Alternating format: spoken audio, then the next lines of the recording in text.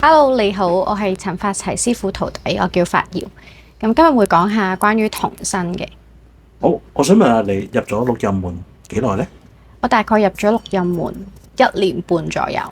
好啦，入學六壬，跟住首先會令人聯想起童身呢樣嘢啦。咁究竟你係練咗係文童身定係武嘅童身呢？我係武嘅童身嚟嘅。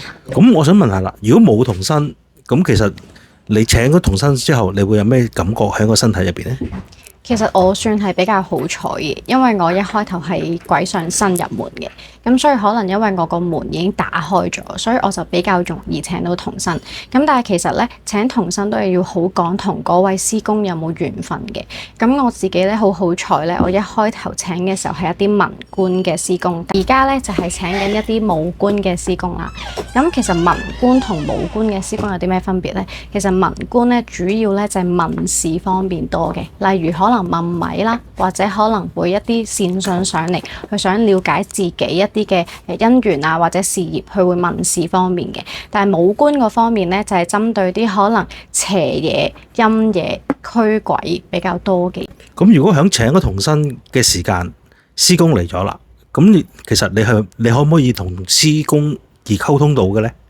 可以嘅，因為唔同嘅師姐師兄同師公嘅連結係唔同嘅，而合考我嘅師公咧係比較善於同我自己心靈上有溝通嘅，咁所以我平時有啲咩事嘅，我都會自己去同師公去溝通。哦，即係你平時就都可以問師公嘢，師公都會答你。冇錯。咁另外就係話有冇喺練童期間有冇一啲比較你覺得最深刻嘅事件呢？最深刻嘅事件係其實係一開頭，因為咧一開頭其實因為我啱啱所講過，我一開頭係鬼上身嘅，所以其實我係唔知道到底我係請咗師公啊，定還是我身入邊仲有一啲靈體喺度啦。咁但係唯一唔同嘅地方咧，就係如果鬼上身嘅話咧，其實個人係會比較寒啲嘅，因為佢係偏陰嘅。咁但係咧後尾發現到原來嗰位係師公，係因為我請嘅時候咧，我成個背脊都係好熱嘅，同埋當我請嘅時候咧，我係好似去咗一個天旋地轉嘅感覺，然後咧我嘅身體就會慢慢去喐動啦。咁但係慢慢去喐動嘅時候，你會自己有個連結，就係會 feel 到嗰一樣嘢係溫暖、係舒服嘅、係幫助嘅，而唔係好似鬼上身咁樣係好凍、好寒，好似有另一個物體喺身入邊咁樣咯。